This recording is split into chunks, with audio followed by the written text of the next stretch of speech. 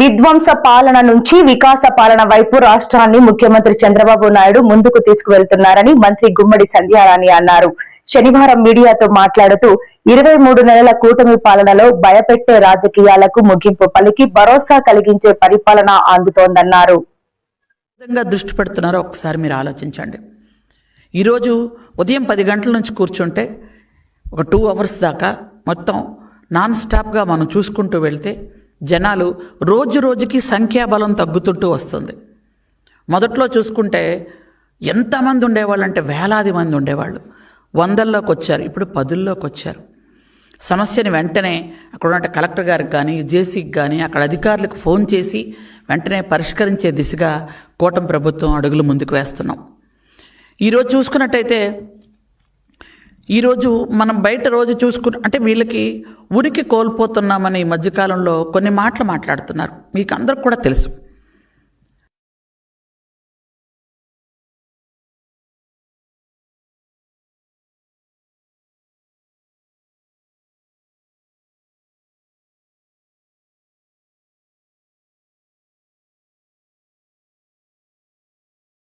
అబద్ధమా అని చెప్పాల్సిన బాధ్యత అయితే మన మీద ఉందన్నది నా ఉద్దేశం.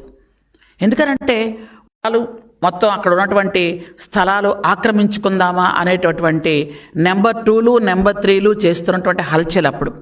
అలాగే వైజాగ్ పేరెత్తగానే గంజాయి గుర్తొచ్చేది. అరకు పాడేరు ఏరియాలో అప్పుడు వైజాగ్ జిల్లాలో ఉండేది కాబట్టి గంజాయి, ఎక్కడ చూసినా గంజాయి తోటలు. ఎందుకంటే వైజాగ్ చివరి జీ ఉంటే అది గంజాయిలా కనిపించేది అందరికీ. ఆ విధంగా వెళ్ళింది.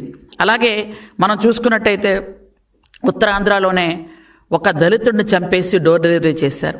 ఉత్తరాంధ్రలోనే ఒక దళిత డాక్టరు ఒక మాస్క్ అడిగినందుకు వెంటనే ఆయన చనిపోయే విధంగా చేసినటువంటి పరిస్థితులు మనం అంతా కూడా చూసాం.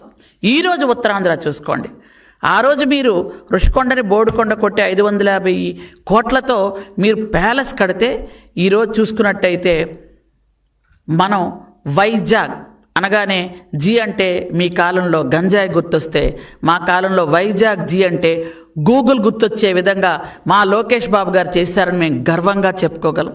ఈరోజు గౌరవ ముఖ్యమంత్రి చంద్రబాబు నాయుడు గారు ప్రతి దేశ విదేశాల నుంచి పెట్టుబడులు తీసుకొచ్చే విధంగా లోకేష్ బాబు గారిని పూర్తి స్థాయిలో ఆ బాధ్యత అప్పచెప్పి తీసుకొచ్చే విధంగా మనం చూస్తున్నాం. ఈరోజు చూసుకున్నట్టయితే అరకు పాడేరులో చూసుకున్నట్టయితే గంజాయి పూర్తిగా నిర్మూలనయ్యి కాఫీ తోటలు పండించే విధంగా మనం ముందుకు వెళ్తున్నాం. ఎందుకంటే భోగాపురం ఎయిర్పోర్ట్ని అలా కట్టేస్తున్నాం ఇలా కట్టేస్తున్నాం అని ఎన్నో కోతలు కోసినటువంటి గత పాలకులు భోగాపురం ఎయిర్పోర్ట్ పట్టించుకోకుండా వదిలేస్తే ఈరోజు భోగాపురం ఎయిర్పోర్టు 2200 ఎకరాల్లో పూర్తి చేసి అల్లూరి సీతారామరాజు ఇంటర్నేషనల్ ఎయిర్పోర్టుగా ఈరోజు నామకరణం చేసి జాతికి అంకితం చేస్తున్నటువంటి పరిస్థితి మనందరం కూడా చూస్తున్నాం. అలాగే ఉత్తరాంధ్రకి రైల్వే జోన్ రాదు అని గత పాలకులు చాలా ధీమాగా ఉండేవాళ్ళు.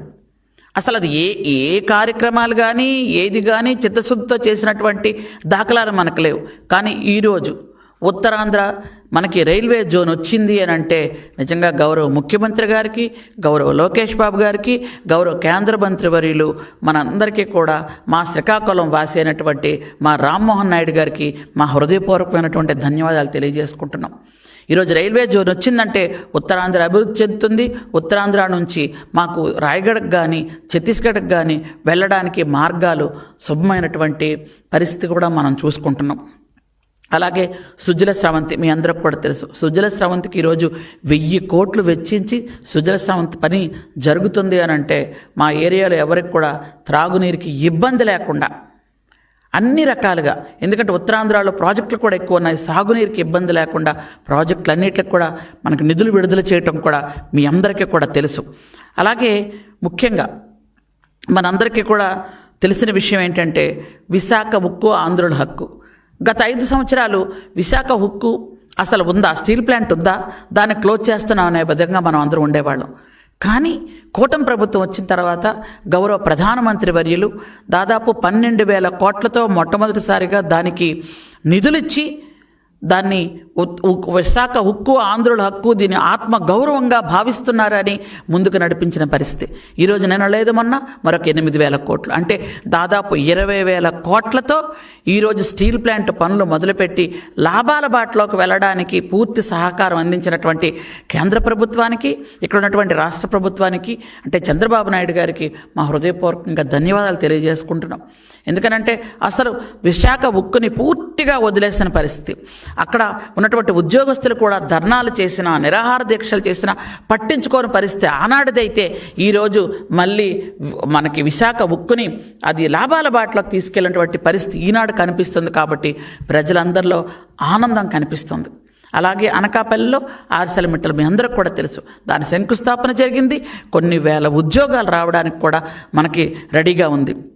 అలాగే వైజాగ్లో TCS మీ అందరికి కూడా తెలుసు, 14,000 కోట్లతో పెట్టుబడి వస్తే అక్కడ 12,000 మందికి ఉద్యోగాలు వచ్చే అవకాశం కూడా కనిపిస్తుంది. ఇలా ఒకటి కాదు, రెండు కాదు, మనకు ఉత్తరాంధ్రలో అన్ని విధాలుగా మనం అభివృద్ధి చెందడానికి ముందుకెళ్తున్నాం. ఎందుకంటే ఉత్తరాంధ్రలో మీరు చెప్పుకున్నట్టయితే ఒక ఎయిర్పోర్ట్, ఒక రైల్వే జోన్, కొన్ని ప్రాజెక్టులు, ఈ TCS కానీ గూగుల్ కానీ ఇవన్నీ కూడా రావటం వల్ల మనకేంటంటే అక్కడ ఉన్నటువంటి మా ఉత్తరాంధ్ర ఉన్న యువత అందరికి కూడా ఉద్యోగాలు వచ్చే పరిస్థితి ఉంది. ఈరోజు గిరిజన యువత ఆ రోజు గంజాయికి బానిసలై గంజాయిని వాళ్ళ ద్వారా రవాణా చేయించుకున్నటువంటి కింగ్ పిన్స్ ఎవరైతే ఉన్నారో ఈరోజు ఆ యువత అందరూ కూడా ఆ గంజాయి రవాణా మానేసి, ఎందుకంటే గంజాయి పూర్తిగా నిర్మూలన జరిగింది. మీ అందరికి కూడా తెలుసు, గంజాయికి ఒక 5 మెంబర్స్ని వేశారు. ఎందుకంటే హోమ్ మినిస్టర్ గారు, అలాగే లోకేష్ బాబు గారు, నేను, అలాగే హెల్త్ మినిస్టర్ గారు, అలాగే పర్యాటక శాఖ మంత్రి, మేమందరం కలిపి దాన్ని చాలాసార్లు మీటింగ్లు కూడా పెట్టుకోవడం జరిగింది. ఈరోజు గూగుల్ సంస్థ వచ్చింది, ఉద్యోగాలు వచ్చాయని మనందరం కూడా ఆనందపడుతున్నాం. కానీ మా గిరిజన ప్రాంతాల్లో మాత్రం గంజాయి పోయింది, మాకు కాఫీ వచ్చిందని ఎంతో సంతోషంగా ఉన్నాం. ఎందుకంటే మా పిల్లల తాలూకా భవిష్యత్తు ఈరోజు మీకు ముఖ్యం అని అనుకుంటున్నాం. కాబట్టి మా పిల్లలకి ఈరోజు ఇటుపక్క చూసుకుంటే ఇంటర్నేషనల్ ఎయిర్పోర్ట్లో కానీ, రైల్వే జోన్ కొత్తగా వచ్చింది కాబట్టి కొన్ని ఉద్యోగాలు కానీ, TCSలో కానీ, గూగుల్లో కానీ మళ్ళీ మా యువత, మా గిరిజన యువతకు ఉద్యోగాలు వస్తున్నాయి. గిరిజనులకు ఎప్పుడైనా మంచి జరిగిందంటే ఆ రోజు నందమూరి తారక రామారావు గారు, ఈరోజు చంద్రబాబు నాయుడు గారు, ఈరోజు మా సోదరుడు లోకేష్ గారు తాత తండ్రుల దగ్గర నుంచి చేసుకుంటూ వస్తున్నారు. గిరిజనులందరికీ కూడా ఈరోజు మన సూపర్ 6 పథకాలు గిరిజనులకు ఎంత బాగా మేలు చేస్తున్నాయో మీ అందరికీ నేను ప్రత్యేకంగా చెప్పనవసరం లేదు. కాబట్టి ఈ విధంగా మన ఆంధ్రప్రదేశ్ని అభివృద్ధి చెందుతూ, ఎందుకంటే ఈ మధ్యకాలంలో నేను కొంతమంది బూతుల మంత్రులే, ఎందుకంటే వాళ్ళ నోట్లో నుంచి నీతులు వస్తే చాలా వెటకారంగా అనిపిస్తుంటుంది అందరికీ. వాళ్ళు మాట్లాడుతున్నారు, ఈరోజు అమరావతి కట్టడం అంత అవసరమా, ఇన్ని వేల కోట్లు ఖర్చు పెట్టడం అవసరమా అని అడుగుతున్నారు వాళ్ళు. మీరు ఋషికొండని బోడికొండ కొట్టేసి 550 కోట్లతో కట్టారే, చదరపడుగు ఎంత, దాని రేట్ ఏంటి, అమరావతి కడుతున్నటువంటి చదరపడుగు ఎంత?